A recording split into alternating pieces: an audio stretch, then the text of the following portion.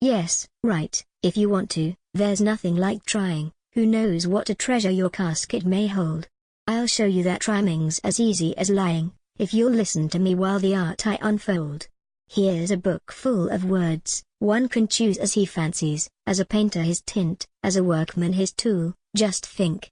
All the poems and plays and romances were drawn out of this, like the fish from a pool. You can wander at will through its syllabled mazes, and take all you want.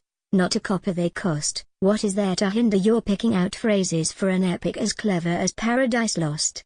Don't mind if the index of sense is at 0, use words that run smoothly, whatever they mean. Leander and Lillian and Lillibolero are much the same thing in the rhyming machine. There are words so delicious their sweetness will smother that boarding school flavor of which we're afraid. There is lush is a good one, and swirl is another. Put both in one stanza, its fortune is made. With musical murmurs and rhythmical closes you can cheat us of smiles when you've nothing to tell. You hand us a nosegay of milliners' roses, and we cry with delight, oh, how sweet they do smell. Perhaps you will answer all needful conditions for winning the laurels to which you aspire, by docking the tails of the two prepositions I, the style of the bards you so greatly admire. As for subjects of verse, they are only too plenty for ringing the changes on metrical chimes. A maiden, a moonbeam, a lover of 20 have filled that great basket with bushels of rhymes. Let me show you a picture. T is far from irrelevant by a famous old hand in the arts of design. T is only a photographed sketch of an elephant. The name of the draftsman was Rembrandt of Rhine. How easy. No troublesome colors to lay on. It can't have fatigued him. No, not in the least. A dash here and there with a haphazard crayon, and there stands the wrinkled-skinned, baggy-limbed beast. Just so with your verse. T is as easy as sketching. You can reel off a song without knitting your brow, as lightly as Rembrandt did drawing or etching. It is nothing at all, if you only know how. Well, imagine you've printed your volume of verses, your forehead is wreathed with the garland of fame.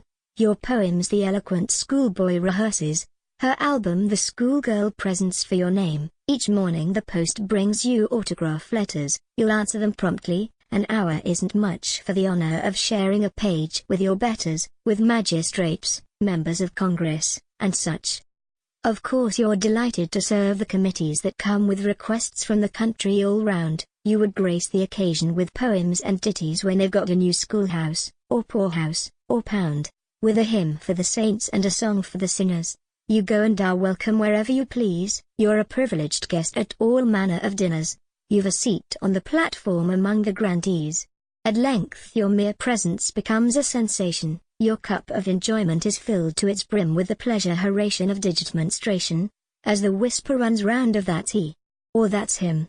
But remember, O dealer in phrases sonorous, so daintily chosen, so tunefully matched, though you soar with the wings of the cherubim or us, the ovum was human from which you were hatched. No will of your own with its puny compulsion can summon the spirit that quickens the lyre. It comes, if at all, like the Sibyl's convulsion and touches the brain with a finger of fire. So perhaps, after all, it's as well to be quiet if you've nothing you think is worth saying in prose, as to furnish a meal of their cannibal diet to the critics, by publishing, as you propose. But it's all of no use, and I'm sorry I've written. I shall see your thin volume some day on my shelf, for the rhyming tarantula surely has bitten, and music must cure you, so pipe it yourself.